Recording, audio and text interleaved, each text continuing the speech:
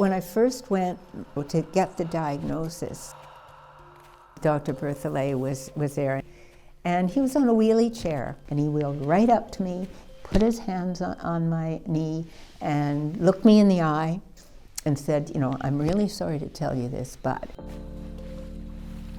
not only did I have more than 40 lung tumors, I also had 10 brain tumors and some bone cancer.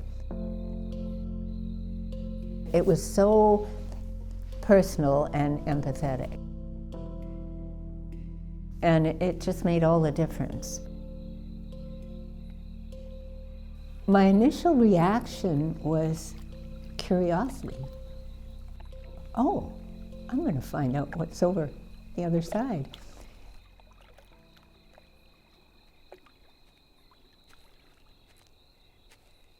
People were puzzled that I wasn't more upset, maybe uncomfortable. Somebody said to me, well, you're not fighting it. Well, no, I'm not fighting it, because what's there to fight? That's life. I mean, you've got a choice of how to react. I've seen people react, you know, very angry or resentful. For me, that's not a way I want to spend my last time.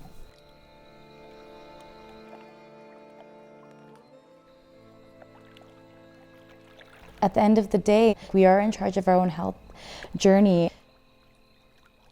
Don't be afraid to really seek out support, really seek out second opinions, ask a lot of questions. This is part of that directing your healthcare and figuring out what feels best for you. What do you need? Would you like to have more supports? Would you like to take a more spiritual path? What feels the best for you for that journey?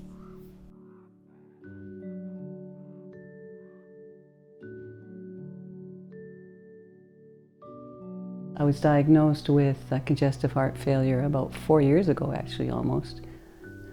I understood this was a serious situation, but I also knew I had lots of choices with how I would approach it. Spiritually, mentally, emotionally, and physically. And the physical involves many different things. And one of them is the pharmaceutical medications and surgeries that our healthcare system can provide. And what is it I can be doing in my natural way for my body, as well as activity and so on. Relationships, all of it. So it's such a whole. So I'm kind of the center of all of these approaches and using the best of all of them.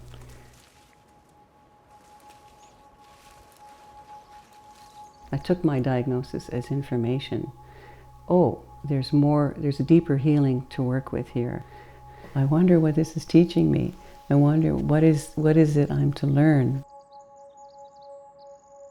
I've understood it as a healing journey.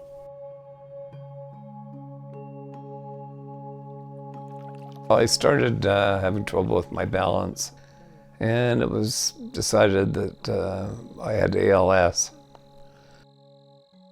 We made the doctor tell us, what the future was going to be like or how long it was going to be, and he said 2 years, pretty much.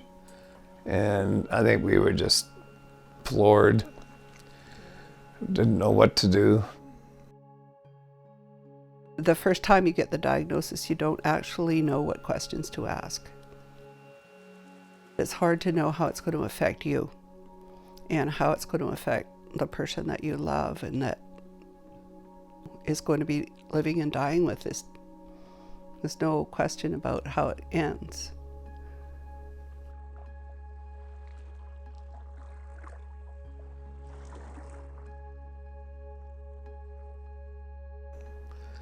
It just seems that every week or two there's another something you can't do. You just see it coming. You can feel it coming. You really do have to do one step at a time and not look too far into the future, not stay in your mind with a horrific end, but to be there for how it is now, and not to even worry about tomorrow, because it'll show up. I had to say yes or no to a feeding tube. And I didn't know much about it, but we learned about it, and it's just another complication, and it's prolonging something that's inevitable anyway. And so I said no to that, which basically if you can't eat, you're not going to live anyway. So I think as the disease progresses, I think it would be more and more inclined to use medical assistance in dying.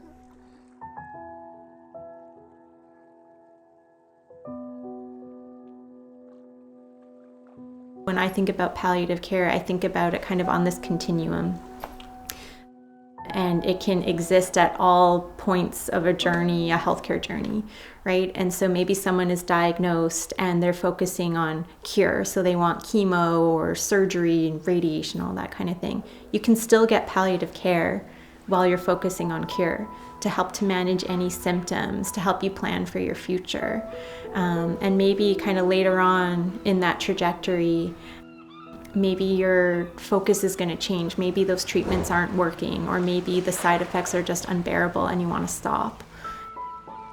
That's another point. You can still get palliative care, and maybe we're starting to focus more on, control of your symptoms and your quality of life, but you're still open to, if there was something reversible with my health, if I needed a blood transfusion to give me some energy and take away my shortness of breath, I'm okay with getting that. So you're still getting some aggressive care, but you can still get palliative care at the same time to help manage your symptoms and give you good quality of life.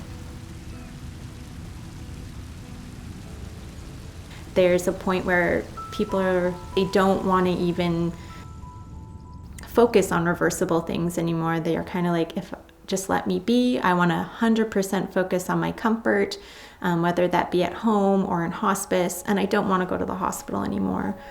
I just want to be comfortable, and when I pass away, I pass away.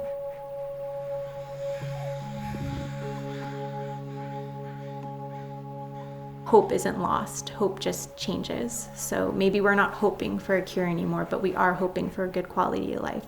We are hoping that your pain is managed, that you have time with your loved ones. That's quality time.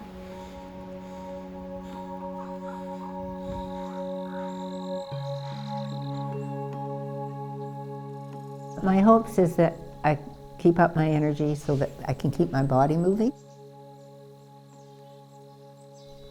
I guess that it won't be too painful, that my death won't be too painful. It's a lot of work getting ready to die. You've got a lot of putting your house in order, both figuratively and literally.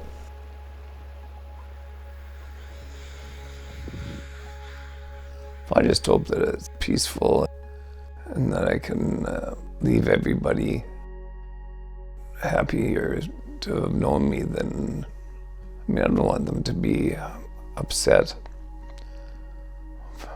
I can't do anything about that, but I just want everybody to know that I love them and care for them a lot.